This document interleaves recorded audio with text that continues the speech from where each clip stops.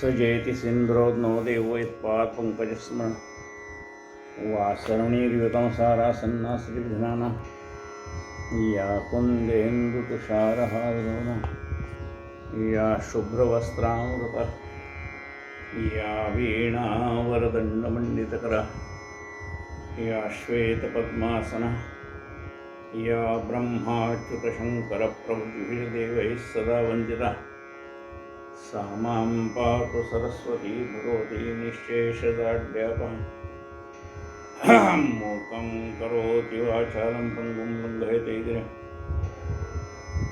यत्कृपातमहं वन्दे परमानन्दं माधवं नारायणं नमस्कृत्य नरं चैव नरोत्तमं देवी सरस्वतीं व्यासं ततो जयमुदीरये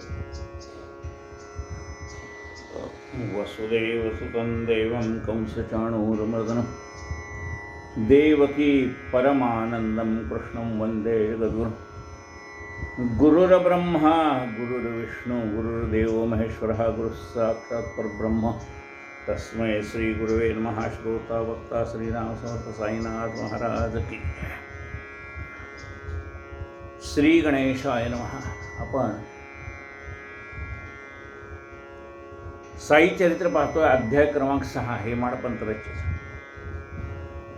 ओवी क्रमांक 41।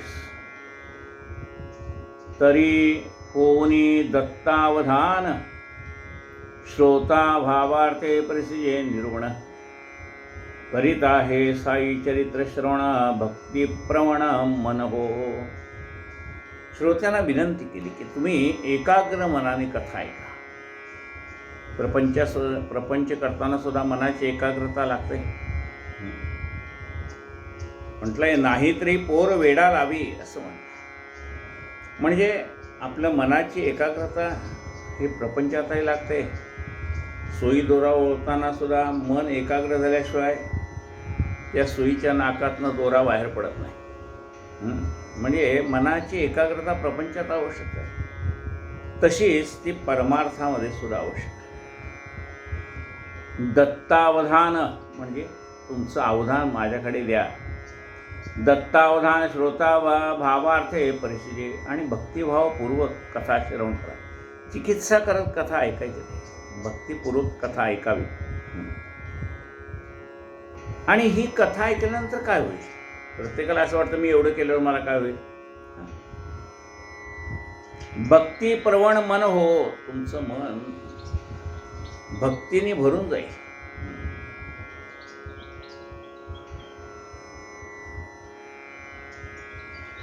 दासबोधामध्ये सुद्धा सुरुवातीच्या पहिल्या अध्यायातच सांगितलं। हा ग्रंथ वाचल्यानंतर काय होईल? त्यांनी त्याच्यामध्ये लिहिलंय, भक्तीचे योगे देव निश्चय पाविजे मानव ऐसा आहे अभिप्राव ये ग्रंथी। भक्ती मार्गाने गेल्यानंतर तुम्हाला देव निश्चित प्राप्त होईल असा या ग्रंथाचा अभिप्राय आहे। तसंच ते सांगतात की जे कोणीही साई लीला भक्तिभावपूर्वक श्रवण करते त्यांचं मन काय होईल? भक्तिप्रवण मन होईल। त्यांचं मन भक्तीने भरून जाईल आणि भक्तीच्याच योगाने देव भेटतो। भक्तीचे योगे देव, भक्तीच्या योगाने देव प्राप्त होतो। म्हणून श्रवण केल्याने काय होतं? मन भक्तिप्रवण होतं आणि भक्तीच्या मार्गाने परमात्म्याची प्राप्ती होते। कथा संगती होईल तृप्त, लाधेल चंचल मना विश्रांती होईल तळमळीची निवृत्ती, सुख संवित्ती पावाल। आता मन कसं आहे आपलं? त्या मनाला लहानपणापासून गोष्टी ऐकायची सवय आहे आणि त्यामुळे काय होतं? त्या गोष्टी ऐकता ऐकता मन तल्लीन होऊन जातं। असा हा आपला लहानपणापासून बनलेला स्वभाव असल्यामुळे त्या मनाला गोष्टी ऐकायची फार आवड आहे। मग त्याला इकडच्या तिकडच्या खऱ्या खोट्या गोष्टी सांगण्यापेक्षा त्याला भगवंताच्या लीला सांगितल्या, त्या कथा सांगितल्या की पुन्हा ते मन त्या कथेमध्ये रंगून जातं आणि काय होतं? लाधेल चंचल मना विश्रांती। आपल्या चंचल मनाला त्यामुळे विश्रांती प्राप्त होते। होईल तळमळीची निवृत्ती, सुख संवित्ती पावाल। माणसाच्या मनातली जी तळमळ आहे ती कमी होऊन जाते। म्हणजे इतर गोष्टीची काय होईल कसं होईल अशी जी तळमळ लागलेली असते ती कमी होऊन जाते. आता पूर्वील कथानुसंधान मशिदीचे जीर्णोद्धरण रामजन्माचे कथाकीर्तन चालू निर्गुण पुढारा. आता इकडं मशिदीचा जीर्णोद्धार पूर्ण झाला. आता रामजन्माच्या कथेचं निमित्त कसं झालं ते आपण पुढं ऐकूया. एक भक्त गोपाळ गुंड दयासी बाबाची भक्ती उदंड मुखी बाबांचे नावाखंड काळखंडणे रीती. भक्त गोपाळ हे मोजणी खात्यातले सर्वेअर असून त्यांच्यावर बाबांची कृपा होती. मुखी बाबांचे नाम अखंड काळखंडणे रीती. बाबांचं मुखामध्ये नाम आणि घेत घेत काळ संपून जातो. बघा, जन्माला आल्यापासून तुमचं आता वय, माझं आता 70च्या वर वय. म्हणजे जन्माला आल्यापासून आत्तापर्यंतचा काळ कसा गेला? काळ जातच असतो, तुम्ही घालवा का नका घालू, तुमचं वय आपोआप वाढत असतं. म्हणजे काळ तर जातोय. मग काळ असा तसा जाण्यापेक्षा काळखंडणे रीती. काळ कसा घालवला? बाबांच्या चिंतनामध्ये त्यांनी काळ घालवला. काळखंडणे रीती. तयास नव्हते संतान पुढे साई प्रसादे करून पावता झाला पुत्ररत्न चित्त प्रसन्न झाले. त्याला मूळबाळ काही नव्हतं. बाबांच्या कृपेने त्याला संतान प्राप्ती झाली, पुत्ररत्न झालं, त्यामुळे मन प्रसन्न झालं. झाले गोपाळ गुंडाचे मानस यात्रा एक अथवा उरुस भरवावा शिर्डी ग्रामे वर्षास होईल उल्हास सर्वत्र. मग गोपाळ बाबाला असं वाटलं की मला पुत्रप्राप्ती झाल्यानंतर जसा आनंद झाला असा आनंद लोकांना प्राप्त व्हावा, म्हणून काहीतरी उत्सव शिर्डीमध्ये आपण साजरा करूया. वार्षिक उत्सव असावा किंवा उरूस असावा. आता बाबांची जशी आज्ञा होईल तशी सादर करू. तात्या कोते दादा कोते माधवराव आदी प्रमुख जना ते रुचला विचारा सकाळा ते तयारी ते लागले. मग त्या गोपाळ गुंडांनी आपल्या मनातली कल्पना तात्या कोत्यांना सांगितली, दादा कोत्यांना सांगितली, माधवरावांना सांगितली. जे मुख्य मुख्य बाबांचे भक्त होते त्यांना आपला विचार सांगितला की वर्षातनं एकदा काहीतरी आपण उत्सव करावा असं माझ्या मनामध्ये आहे. सर्वांना ती कल्पना आवडली. परी यावर्षी उत्सवाला लागून आधी एक नियम बंध निर्बंधन जिल्हाधिकारी यांचे अनुमोदन करणे संपादन आवश्यक. पण आता काय झालं होतं की जिल्हाधिकाऱ्याची परवानगी घेतल्याशिवाय कोणताही उत्सव करता येत नव्हता. आता सुद्धा ह्या वर्षी असंच आहे ना. हे गेल्या जवळजवळ वर्षभर जिल्हाधिकाऱ्याच्या किंवा सरकारच्या परवानगीशिवाय आपण उत्सव सुद्धा साजरे करू शकत नाही.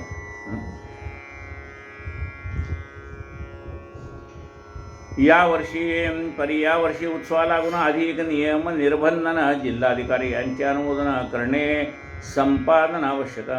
तदर्थ उद्योग करू जाता गावी जो एक कुलकर्णी होता कुत्सितपणे उलटा जाता आला मोडता कार्यात. कुलकर्णी जो आडवा पडला पहा कैसा परिणाम आला. यात्रा भरू नये शिर्डीला हुकूम झाला जिल्ह्याचा. त्या गावचा एक कुलकर्णी होता, त्यांनी आडकाठी आणली आणि त्यामुळे त्यावर्षी गावात उत्सव होणार नाही असं जिल्हाधिकाऱ्यांनी जाहीर केलं.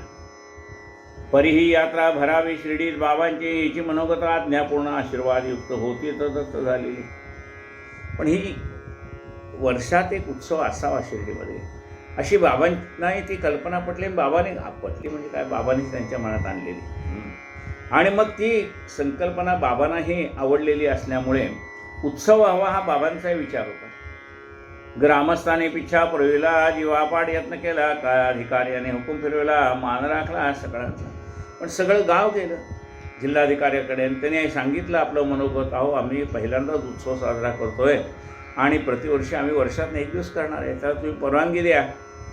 आणि सगळ्या गावकरी एकत्र आलेले पाहून तो अधिकारीसुद्धा थोडा नमला. तेव्हापासून बाबांच्या मते यात्रा ठरली. रामनवमी ते व्यवस्थापात येतात त्या कोणते यात्रा येते अपरंपार. आणि मग वार्षिक उत्सव कधीतरी करायचा, त्याऐवजी बाबा म्हणाले रामनवमीलाच करा ना. त्याच रामनवमीचे दिवशी भजन पूजन समारंभेशी तासे चौघडे वाजंत्रेशी यात्राचा उपासी गडगंज. आणि मग रामनवमीच्या उत्सवाला प्रारंभ झाला. सन्या चौघडे यात्रा जमली. भजन पूजन वर्षास 2 नवी निशाणे समारंभ हे होई मिरवणे मशिदीचे कळसास बांधणे तेथे चिरवणे अखेर. वर्षाला 2 नवीन ध्वजाची स्थापना करायची ठरली आणि ते ध्वज कुठे बांधायचे. एक मशिदीवरती आणि एक तो समोर मंदिरावर. त्यातील एक निमोणकरांचे दुजे निशाण दामोअण्णाचे मिरवणे होते थाटामाटाचे फडकते कळसाचे अग्रभागी. त्यातला एक निशाण निमोणकरांनी बांधलेलं. त्या निमोणकरांचं पूर्ण नाव असं होतं शंकरराव रघुनाथ देशपांडे उर्फ नानासाहेब निमोणकर. आणि दुसरे एक भक्त होते दामोअण्णा अहमदनगरचे बाबांचे फार जुने कासार जातीचे भक्त. त्या दोघंही म्हणायचे की या निशाणाचा खर्च आम्ही देऊ, आमच्यातर्फे निशाण फिरेल. पुढे रामनवमीचा उत्सव उरसापोटी कैसा समजो परिसाते कथानकाभिनव स्वानंद गौरव शिर्डीचे. शके 1833 साली रामनवमी प्रथम झाली. उरुसापोटी जन्मास आली. तेथून चालली अव्याहत. आणि भक्तगण जमायला लागले तेव्हापासून उरुस सुरू झाला रामनवमीला. प्रसिद्ध कृष्ण जागेश्वर भीष्मदेतून या कल्पनेचा उगम करावा रामजन्मोपक्रम लाभेल परम कल्याण. तेथपर्यंत सकळ केवळ उरुस यात्रा भरत असे भवस. त्यातून हा जन्मोत्सव सुरस आला उदयास एकाली. 1833 साली पहिल्यांदा रामनवमी झाली. यात्रा भरत होती पण जन्मोत्सव सुरू झाला. त्यातून हा जन्मोत्सव सुरस आला उदय असते का. ते साली एकदा भीष्म स्वस्त चित्त वाडिया माझ्या असताशीर काका पूजा समारंभ समेत जावया मशिदीत उद्युक्त. एकदा भीष्म चावडीमध्ये बसलेले असताना काकासाहेब पूजा समारंभ घेऊन बाबांच्या मशिदीत निघाले होते. अंतरी साई दर्शन काज वरी उरुसाची ही मौज. काका आधी एक रोज शिर्डीत हजर उत्सवात. दरवर्षी उरुसाच्या आधी त्यांच्या अंतरंगामध्ये बाबांचं दर्शन घ्यावं हा मुख्य उद्देश. म्हणजे बाबांचं दर्शनही होईल आणि उरुसाची गर्दी ही मौज पण पाहता येईल म्हणून त्या उत्सवाला ते एक दिवस आधी यायचे. पाहून हे समय उचित भीष्मदेवा काका सुसत सदवृत्ती एक मनी सुरत द्याल का मत मजलागी. भीष्माने विचारलं काका माझ्या मनात एक विचार आला आहे, तुम्ही माझ्या मताला अनुमोदन द्याल का. येथे वर्षासवर तो उरुस राम जन्माचा दिवस तरी जन्मोत्सव संपादवयास आहे अनायास ही संधी. उरुस आहे रामनवमीलाच भरतो आणि त्यातनं आपल्या रामाचा जन्म आहे तर आपण रामजन्मोत्सव साजरा करूयात. तुम्हाला कशी वाटते ही कल्पना. काकास आवडला तो विचार. घ्या म्हणाले बाबांचा होकार आहे तयांच्या आज्ञेवर कार्यास उशीर नाही. मग ते म्हणजे आणायचं राम जन्मोत्सवाला उरुसाला सगळे लोक जमत आहे रामनवमीला. आता बाबांची आज्ञा घ्या आणि रामजन्मोत्सव सुरू करू. परी उत्सवाला गे कीर्तन उभा राहिला तोही प्रश्न. खेडेगावी हरदास कुठून एक अडचण राहिली. आता प्रश्न राहिला की खेडेगाव. आता ह्या खेडेगावात कीर्तनकार कुठून आणायचा. भीष्मवंती कीर्तनकार तुम्ही धरा पेटीचा स्वर. राधा कृष्णाबाई तयार सुंठोडा वेळेवर करतील. भीष्म म्हणाले तुम्ही कीर्तनकाराची काळजी करू नका, तुम्ही पेटीचा स्वर धरा. राधा कृष्णाबाई सुंठोडा वेळेवर करतील. चला की मग बाबाकडे विलंब हे शुभ कार्यासाकडे. शुभाशी शीघ्र तोगडे साधे रोकडे ते कार्य. म्हणाले शुभस्य शीघ्रम. शुभ कार्याला वेळ कशाला करायचा आहे. चांगलं काम लगेच करावं. वाईट कामाला विलंब पण चांगलं काम लगेच करावं. चला आपण पुसावयास. आता वाईट कामात तर विलंब का लावायचा. मध्ये काही काळ गेला की आपला राग कमी होऊन जातो आणि ते वाईट काम राहून जातं, होत नाही. पण चांगलं काम लगेच करावं. चला आपण पुसावयास आज्ञा कीर्तन करावयास. ऐसे म्हणताच मशिदीस दोघे ते समयास पातले. काका आरंभ करते पूजे ते. बाबाचं झाले प्रश्न उसले. काय वाड्यात चालले होते सूचना ते काकांना. बाबांची पूजा सुरू झाल्यावर बाबाने विचारलं विश्वना आणि काकांना. का म्हणाले वाड्यात काय चर्चा चालली होती तुमची. तात्काळ बाबा भीष्माप्रती तोच प्रश्न अन्य रीती का बुवा काय म्हणते म्हणून पुसत तया ते. तेव्हा काकास आठव झाला उद्दिष्टार्थ निवेदीला विचार बाबांचे मनात सुचला. निश्चित केला उत्सव. अहो म्हणाले, भीष्म म्हणत होते की एवढा आणायचा उरूस जमतोय तर आपण रामजन्मोत्सव करूयात असा त्यांचा विचार आहे. बाबा म्हणाले चालेल की. बाबांनाही ती कल्पना आवडली. दुसरे दिवशी प्रातःसमयाला पाहून बाबा गेले लेंडीला. सभा मंडपी पाळणा बांधला, थाट केला कीर्तनाचा. सभा मंडपामध्ये बघ, बाबा सकाळी लेंडीला गेले. सभा मंडपामध्ये पाळण्याचा थाट केलेला आहे. कीर्तनाचा थाट तयार झाला. पुढे वेळेवरी श्रोते जमले. बाबा परतले. भीष्म उठले. काका पेटीवर येऊन बसले. बोलवू लागले तयाना. पुढे वेळेवरती श्रोते पण जमले. आता आज रामजन्मोत्सव होणार म्हणल्यानंतर काकाने पेटीचा स्वर धरला. बाबा बोलते, तुम्हा असं ऐकता काकांचे पोटे जसं काय झाले न कळे माणस कथेचा विरसन ना हो. बाबाने बोलवले तुम्हाला. विचार करतात आता बाबा काय म्हणणार कोणाला. ऐकोनी बाबांचे निमंत्रण काकांची तेथे झाली गाळण. बाबा कावरी क्षुब्ध मन निर्विघ्न कीर्तन होईल ना. आता एक कीर्तन निर्विघ्न होतं का नाही कुणा म्हणाले. आता बाबा काय आज्ञा देतील. पुढे चालती मागे पाहती भीत भीत पायऱ्या चढती. मंद मंद पावले पडती चिंतावती बहुकाका. बाबा तयास करीती विचारणा कशासे ते बांधा पाळणा. कथा तात्पर्य आणि योजना ऐकून मना आनंदले. मग तेथे जवळ निंबर तेथून घेऊन एक हार घातला. काकांच्या कंठी सुंदर भीष्मा करता दिला तुझा. पाळण्याचा प्रश्न परिस्था उपजली होती मोठी चिंता परी गळा तो हार पडता. सर्वांस निश्चिंतता झाली. बाबाने बाबांनी पाळणा का बांधला. म्हणजे इथं रामजन्मोत्सव करायचा आहे. ठीक आहे म्हणे. काकांच्या गळ्यात एक हार घातला बाबाने आणि दुसरा हार भीष्मांच्यासाठी दिला.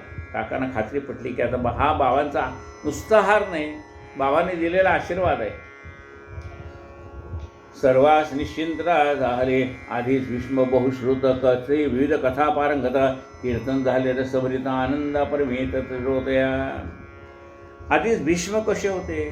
बहुश्रुत होते. अनेक प्रकारच्या कथा त्यांना अवगत होत्या. त्यामुळे कथा ऐकता ऐकता श्रोते तल्लीन झाले. बाबा ही ते प्रसन्न होताना जिल्हे ते जैसे जिल्हे अनुमोदना तैसेच उत्सव घेतला करून कीर्तन भजन सवेत. बाबांनी तो उत्सव अत्यंत आनंदाने करून घेतला भक्तांकडनं. राम जन्माच्या अवसरी गुलाल बाबा यांच्या नेत्राभित्री जाऊन प्रगटले. बाबा नरहरी कौसल्ये मंदिरी श्रीराम. गुलालाची केवळ मिश्र राम जन्माचा तो आवेश होईल. अहम रावणाचा नाश दुर्वृत्ती राक्षस मरतील. एकाएकी आला को प्रत्यक्ष नरसिंहाचे रूप सुरू झाले. शिव्याशाप वर्षावा मुख झाला. पाळण्याचे होतील तुकडे यथा राधा कृष्णामनी गडबडे. राहील कैसे धडे साकडे घेऊन पडे तिजळ लागे. सोडा सोडा लवकर सोडा पाठी लागता तिचा लकडा. काका सरकले पुढा पाळणा सोडावया ते. तो बाबा ते कातावले काकाच्या अंगावर धावले. पाळणा सोडणे जागीच राहिले. वृत्तीवर आले बाबाही. पुढे दुपारी आज्ञा पुसता. बाबा काय वरले आश्चर्यता. एव्हाच कैचा पाळणा सोडता आहे आवश्यकता अजून. बाबांच्या डोळ्यामध्ये थोडासा गुलाल गेला. बाबा थोडे संतापलेले पाहिले. आता तो नरसिंहाचा अवतार होतो की काय असं लोकांना वाटायला. म्हणजे बाबांना कदाचित राग आला असेल. आता पाळणा सोडून टाका. बाबा म्हणले पाळणा इतक्यात सोडू नका. पाळणा राहू द्या तसाच. पुढे दुपारी आज्ञा पुसता. काय वरले आश्चर्यता. एव्हाच कैचा पाळणा सोडता आहे आवश्यकता अजून. ही आवश्यकता तरी कसली अन्यथा नव्हे साई वचनावली. विचार करता बुद्धीच पुरली. सांगता न झाली उत्सवाशी. त्वरी उत्सव झाला. दुसरा दिन जो नाही उगवला नाही झाला जो गोपाळकाला. उत्सव चालला न म्हणावे. म्हणाल उत्सव झाला पण उत्सवाला काल्याशिवाय सांगता नाही. म्हणाले उद्या काला झाला पाहिजे. काळ्याचं म्हणजे गोपाळ काल्याचं कीर्तन झालं पाहिजे.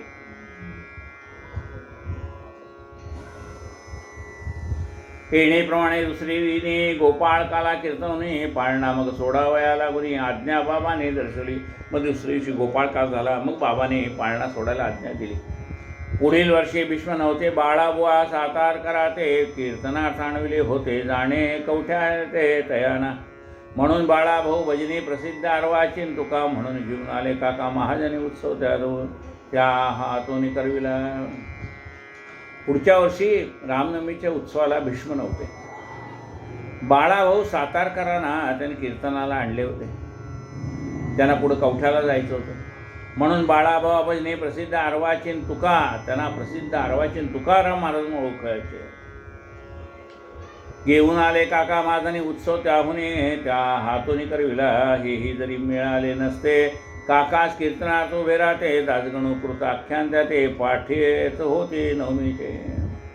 दासगणू महाराजांनी लिहिलेलं रामनवमीचं जन्माख्यान काकांना पाठ होतं. जरी समजा हे आले नसते बाळाबा कीर्तनाला, तर स्वतः काका उभे राहिले असते. कारण एकदा उत्सव सुरू झाला की तो सुरू ठेवला पाहिजे, हा महत्त्वाचा भाग आहे. तिसरे वर्षी सातारकर बाळाभाऊंचे शिर्डीवर आगमन झाले. वेळेवर कैसे सादर परिसाते ऐकून बाबांची कीर्ती दर्शन कामना उद्भवला चित्ती. परी मार्गा पाहिजे ते लाभेल की होती इच्छा. तिसरे दिवशी मात्र सातारकर आले. बाळाभाऊ त्यांच्या मनात असं आलं की बाबांचं दर्शन घ्यावं. बाळाभाऊ स्वये हरिदास साताराकडे मूळ रहिवास, मुंबापुरी परेळास होता निवासी समय. बाळाभाऊ मूळचे सातारकर, आपण सध्या मुंबईला मुक्काम होता. बिराड सिद्धकवठे म्हणून सातारा जिल्ह्यात देवस्थान, तेथे रामनवमीचे कीर्तन वर्षासन बुवासे. दरवर्षी सिद्धकवठे येथे रामनवमीचं कीर्तनाची त्यांना वर्षासन म्हणजे दर वर्षाला हे बाबा ठरलेले की यांनी राम जन्मोत्सवाचं कीर्तन करायचं. सिद्धकवठे गावाला राम मंदिरामध्ये आषाढीची एकादशी, रामनवमी, चैत्रमासी या दोन वार्षिक उत्सवाचे बाळाभावाचे संबंध. आषाढी एकादशीचं कीर्तन, रामनवमीचं कीर्तन अशी दोन वार्षिक उत्सवाला बाळाभाऊंना संबंध होता. बादशाही सण आता बडे बाबांचे खर्चा करता रुपये 24 मूळ व्यवस्था संस्थाने आसो. या दोन उत्सवालागी रुपये 300 बुवांची बिदागी परिते वर्षी कवठ्या समर्गी पडले प्रसंगी ग्रामस्थ. बादशाची सनद होती त्या उत्सवाला, पण यावर्षी मरीचा फेरा आल्यामुळे त्यांना जाता आलं नाही. तेणे रामनवमी राहिली बुवास, तेथून पत्रे आली यावे आता पुढील साली ग्रामची खाली झालेसे. जिथे ते बाबा जात होते सातारकर सिद्धकवठ्याला, त्यामुळे मरीमुळे त्यावर्षी त्या ठिकाणी रामनवमी उत्सव होणार नव्हता. त्यामुळे दरवर्षी जे राम जन्मोत्सवाला ते जात होते कवठ्याला, त्या यावर्षी ते सातारकर कवठ्याला जाणं शक्य नव्हतं. तेणे रामनवमी राहिली बुवास, तेथून पत्रे आली यावे आता पुढील साली ग्रामची खाली झालेसे. सारांश रामाची सेवा चुकली बिदागी जागी राहिली, शिर्डी जावे संधी पावली. भेट घेतली दीक्षितांची. आता यावर्षी तर काय आपल्याला म्हणाले कवठ्याला जाता येत नाही राम जन्मोत्सव कीर्तनाला. दरवर्षीची आपली रामरायाची यावर्षी सेवा राहून गेली असं त्यांना खंत लागली कीर्तन करायला. आणि त्यांनी मग दीक्षितांची गाठ घेतली. दीक्षित बाबांचे परमभक्त शिर्डी गमनाचा मनोगत पुरेल, त्याने आणला मनात स्वार्थ परमार्थ साधेल. वदती तैते दीक्षिता लागून यंदा राहिले वर्षासन घ्यावे वाटे, बाबांचे दर्शन तेथे कीर्तन करावे. दीक्षितांना म्हणतात यावर्षी तर काही मला कवठ्याला जाता येत नाही. यावेळेला असं करतो, बाबांचं दर्शन घेतो आणि राम जन्मोत्सवाचं कीर्तन मीच बाबांच्या समोर करतो. भाऊसाहेब तेव्हा होते बिदागीची नाही निशिती, देणे न देणे बाबांच्या हाती लागेल समती कीर्तनाशी. पहा म्हणत तुम्ही कीर्तन कराल तर का आम्ही नाही म्हणत नाही, पण तुमची एवढी मोठी बिदागी आम्हाला देता येईल का नाही सांगता येत नाही. आणि जोपर्यंत बाबा द्या म्हणून सांगत नाही तोपर्यंत आम्ही देणार नाही. बाबांची संमती लागते प्रत्येक कार्याला आम्हाला. इतके संभाषण चालले असता काका महाजनी येऊन औचिता शिर्डी प्रसाद उदी वाटता शुभ शकुना ते गमले. ते इतक्यात काका महाजनी आले. त्यांनी बाबांचा उदीचा प्रसाद दिला. त्यांना पाहिल्याबरोबर हा शुभ संकेत आहे त्यांना कळलं. तेच वेळी महाजनी आले होते शिर्डीहून क्षेमकुशल वृत्त कळवून निज सदनी परतले. असो पुढे बुवा प्रति दीक्षित तेव्हा परमप्रीती म्हणत ती विचारीन बाबांची संमती दिल्या निश्चिती कळविना. पत्र येता शिर्डीस यावे वाटकरची न लगे भ्यावे, तदर्थ न लगे आपणाची जावे निशंक असावे मनात. हा बाबाने एकदा आज्ञा दिली ना, पण तुमचा जाण्या येण्याचा खर्च आहे आम्ही करू, तुमची काय बिदागी असेल ते देऊ, फक्त आज्ञा बाबांची पाहिजे. बाबाने आज्ञा दिली की मी तुम्हाला पत्र पाठवेन आणि मग निशंक मनाने या. असो पुढे दीक्षित गेले. बाबाने अनुमोदनही दिले. बाळाभाऊ शिर्डीस आले. दर्शन घडले थेट. दीक्षिताने बाबांची आज्ञा मागितली. बाबाने आज्ञा दिली. येऊ द्यात म्हणाले त्यांना कीर्तनाला. साई बाबा ही सन्मुख सगळा रामनवमीचा उत्सव सोहळा बाळाभावांच्या हस्ते घेतला. करून नवला व प्रेमाने बाबाने त्या कीर्तनकारांच्या हातून बाळाभावांच्या हातून ती सेवा करून घेतली. बाळाभाऊ हे म्हणे तुषारे चिंतिले कार्य पार पडले. साई प्रसन्नचित्त झाले. मनोरथ पुरले सर्वांचे. संभावना ही यथास्थित शतोपरी 500 रुपये घ्यावे आज्ञा होत आनंदापर्वीत बुवासी. पंचवार्षिक कवठ्याची प्राप्ती एकाच उत्सवे बाबा देती. बाळाबुवा काना आनंदती. आभारी होती बाबांची. 5 वर्ष तिथे कीर्तन करून कुठे कवठ्याला जेवढी बिदागी मिळणार तेवढी बिदागी बाबाने एकाच कीर्तनात त्यांना दिली. असो पुढे एके दिवशी दासगणू येता शिर्डीशी देवीला प्रार्थना बाबाचे उत्सव प्रतिवर्षी तयास. तेथून पुढे हा कालवरी होत आहे जन्मोत्सव गडगजरी अन्नसंदर्भा कंठवरी महारावरी आनंद. मग बाबाने एकदा दासगणू महाराजांना आज्ञा केली कीर्तनाची आणि मग तो उत्सव पुढे कायम चालूच राहिला. अन्नसंतर्पण होत राहिलं. समाधीच्या महाद्वारी मंगलवाद्यांच्या गजरे साई नामघोष अंबरी आनंदीनवरी कोंदाटे आणि साईनाथ महाराज की जय असा जयघोष व्हायचा. जैसी यात्रा वावरूस तैसेच पुरले गोपाळ गुंडास की त्या जीर्ण मशिदीचं रूपगोंडस आणावे. जसा ती यात्रा करावी असं त्या गोपाळबुवांना वाटलं तशी मशिदीचा जीर्णोद्धार करावा असंही त्यांना वाटलं. मशिदीचाही जीर्णोद्धार व्हावा आपल्या असतेचा चार भक्त गोपाळ गुंडाचा निर्धार पाषाण तयार करले. परी हा जीर्णोद्धार योग नव्हता वाटे गुंडाचा भाग. त्या विशिष्ट कार्याचा योग आला म्हणा जोगा पुढा. वाटे बाबांच्या होते म्हणे करावे हे नानाने फरजबंदी मागवणे करावे काकाने तदनंतर. पण हा जीर्णोद्धार गोपाळबांच्या हातनं व्हावा अशी बाबांची इच्छा नव्हती. पुढे तो नानासाहेबांच्याकडून त्यांनी करून घेतला. तैसे पुढे घडून आले. आधी आज्ञा मागता थकले. म्हाळसापतीस मध्यस्थी घातले. अनुमोदन दिले बाबाही. असो जेव्हा मशिदीशी निशिदिका झाली फरशीत येथून मग दुसरे दिवशी बाबा गादीशी बैसले. मग म्हाळसापतीनं मध्ये घालून मध्यस्थ करून मग त्या मशिदीमध्ये फरजबंद मशीद केली आणि बाबा मग सुरुवातीला बाबा पोत्यावर बसवतोय. आता त्या ठिकाणी गादी लोड अशी व्यवस्था केली. फरशी घातलेली आहे. 11 साली सभा मंडपा तोही प्रचंड खटाटोप केवढा तरी महाव्याप झाला थरकाप सपेका. 11 साली 1911 साली सभा मंडप झाला. तेही कार्याची रीती या इसी कल्पस्थिती असता पूर्ण केली भक्ती. एके रात्री सायासे रात्री प्रयासे खांब दाटावे. सकाळी बाबाने उठून लागावे. अवसर साधूनी पुन्हा नावे ऐसे नावे केली सगळी. सर्वांनी घातली कास करावा. रात्रीचा दिवस पुरवावा मनाचा अभ्यास अतिसाया सुसणे. आधी जेथे उघडे अंगण होते युलेसे पटांगण. सभा मंडपा योग्य स्थान झाले पूर्ण दीक्षित. लागेल तितका पैसा लावून लोहाचे खांब कैच्या आणून बाबा चावडीत गेलेसे पाहून काम हे साधून घेतले. लोखंडाच्या कैच्या आणल्या आणि बाबा मशिदीत गेलेले पाहून पटकेने ते काम उचलून घेतलं. भक्ताने रात्रीचा करावा दिवस खांब चिणावे करून सायसह चावडीतून परतण्याचा अवकाश लागावे उपटण्यास बाबाने. एकदा अत्यंत कोपायमान एका हाती तात्यांची मान दुसऱ्याने एका खांबास लावून उपटून काढू पाहत. हार हालून केला ढिला. तात्यांचे माथा पेटा काढला. कांडे लावून पेटून दिला. खड्ड्यात टाकला तुझ्याने. तया समयीचे ते डोळे दिसत जैसे अनलगोळे. सन्मुख पाहिल कोड त्यावेळी धैर्य गेले सगळ्यांचे. यांनी खांब रोवावा बाबाने काढून टाकावा असं चाललेलं आहे. एकदा बाबांना अत्यंत राग आलेला होता. हा राग कसा आहे? कोप असावा बाह्यतकारी. संतांचा राग हा बाहेरचा असतो. आतमध्ये करुणेचा जिव्हाळा असतो. त्याने तात्याचा फेटा काढला आणि त्याला आग लावून टाकला. खड्ड्यात टाकला. तया समयी ते डोळे दिसत होते जसे गोळे सन्मुख वाहिलं कोण. त्यावेळी धैर्य गेले सगळ्यांचे. लगेच खिशात हात घातला. एक रुपया बाहेर काढला. तोही ते छेद निक्षेपेला जाणवतो केला समर्थ. लगेच बाबाने खिशात हात घातला आणि त्या खड्ड्यात रुपया टाकून दिला. जणू काही भूमिपूजन केले म्हणा. त्याचा श्री गणेशा केलाय म्हणा.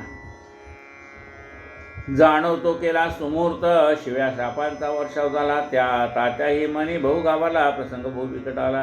प्रकार घडला कैसा, जनलोक विस्मयापन्न. हे काय आज आहे दुश्चिन्ह, तात्या पाटलावर हे विघ्न, होई निवारण कैसेने.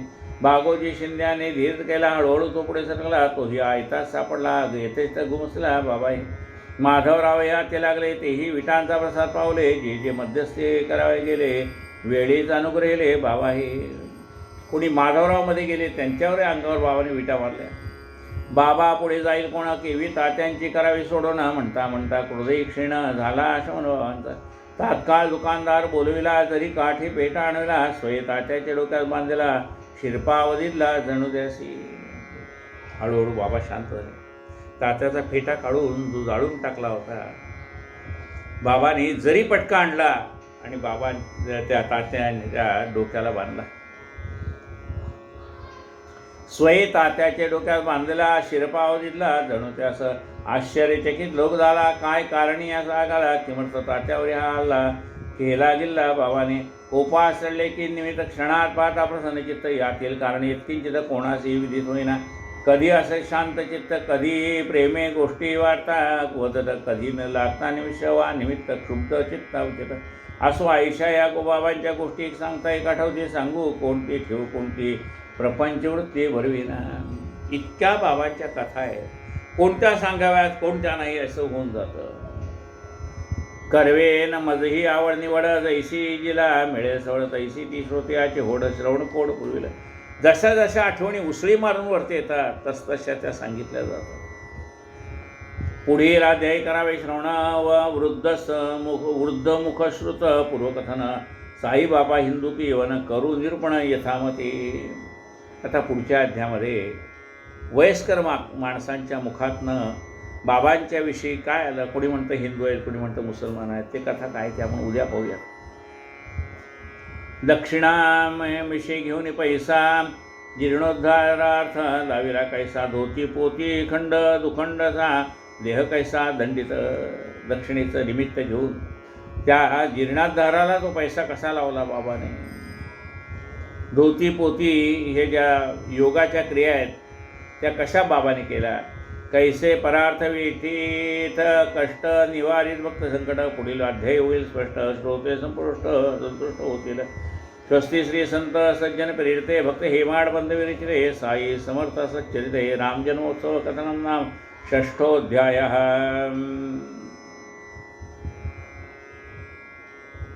बाबा दुसऱ्याच्या हितासाठी स्वतः कसे कष्ट करतायत, भक्तावरचं संकट कसं निवारण करतायत, या सगळ्या गोष्टी आता आपण पुढच्या अध्यायात म्हणजे सातव्या अध्यायात ऐकूया. कायेन वाचा मनसेंद्रियर्वा बुद्ध्यात्मना वा प्रकृती स्वभावा करोमि यज्ञं सकलं परस्मै नारायणायति समर्पयामि. अच्युतं केशवं रामनारायणं कृष्णदामोदरं वासुदेवं हरे. श्रीधरं माधवं गोपिकावल्लभं जानकीनायकं रामचन्द्रं भजे. हरे राम राम राम हरे हरे. हरे हरे कृष्ण कृष्ण कृष्ण हरे हरे. हरे राम राम राम हरे हरे. हरे हरे कृष्ण कृष्ण कृष्ण हरे हरे. साईनाथ महाराज की जय. आरती साई बाबा सौख्यदातार जीवा चरण रजतडी द्यावा दासा विसावा भक्ता विसावा. आरती साई बाबा जाळूनी आनंद स्वस्वरूपी राहे गंग. मुमुक्षु जन दावी निज डोळा श्रीरंग डोळा श्रीरंग. आरती साई बाबा जया मनी जैसा भाव तया तैसा अनुभव. दावीसी दया घना ऐसी तुझी ही माव तुझी ही माव. आरती साई बाबा तुमचे नाम ध्याता हरे संस्कृती व्यथा अगाध तव करणे मार्ग दाविसी अनाथा आरती साई बाबा कलियुगी अवतार सगुण ब्रह्म साचार अवतीर्ण झाला से स्वामी दत्त दिगंबर आरती साई बाबा आठा दिसा गुरुवारी भक्त करी तिवारी प्रभु पद पावया भय निवारी आरती साई बाबा माझा निज द्रव्य ठेवा तव चरण रज सेवा मागणे हिची आता तुम्हा देवाधिदेवा आरती साई बाबा इच्छित दिन चतक निर्मतोय निज सुख पारावे माधवाया सांभाळा आपुली भाक आरती साई बाबा आरती साई बाबा सख्य दातार जीवा चरणार जातवे यावा दासा विसावा भक्ता विसावा आरती साई बाबा भयन लोटांगण वंदन चरणा डोळ्यानी पाहे रूप तुझे प्रेमे अरण्यन आनंद पूजन भावे वाळेन म्हणेन त्वमेव माता पिता त्वमेव बंधु सखा त्वमेव विद्याधनं त्वमेव सर्वं मम देव कायेन वाचा वंचेन्द्रियर्वा बुद्ध्यात्मना वा प्रकृतिस्वा करोमि यत्तं सकलं परस्मै नारायणाय अच्युतं केशवं रामनारायणं कृष्णदामोदरं वासुदेवं श्रीधरं माधवं गोपिकावल्लभं जानकीनायकं रामचन्द्रं भजे हरे राम राम राम हरे हरे हरे कृष्ण कृष्ण कृष्ण हरे राम राम हरे हरे कृष्ण कृष्ण कृष्ण हरे हरे साईनाथ भगवान की जय।